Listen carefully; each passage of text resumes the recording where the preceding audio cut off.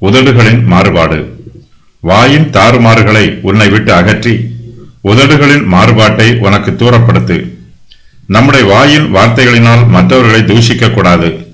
நம்முடைய செய்கைகளினாலும் வார்த்தைகளினாலும் நாம் பிறருக்கு இடரலாய் இருக்கக்கூடாது. நம்முடைய வாயின் தாறுமாறுகளை நம்மை விட்டு அகற்ற வேண்டும்.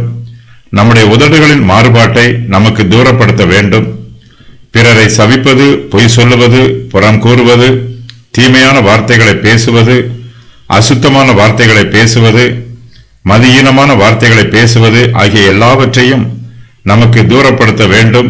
இவையெல்லாம் உதடுகளின் மாறுபாட்டால் வருபவை. நம்முடைய உதடுகளையும் வாயையும் தேவனுடைய வார்த்தை ஆளுகை செய்ய வேண்டும். நம்முடைய பேச்சுக்கள் தேவனுடைய வார்த்தைக்கு ஒத்துப்போக வேண்டும்.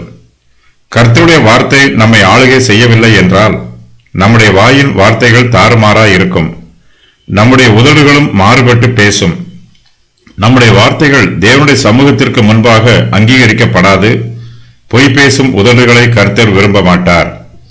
வாயின் தாறுமாறுகளை குறித்த விளக்கம்.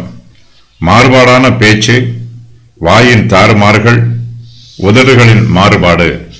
மனுஷர் பேசும் வீணான வார்த்தைகள் யாவையும் குறித்து நியாய தீர்ப்பு நாளிலே கணக்கு ஒப்புவிக்க வேண்டும்.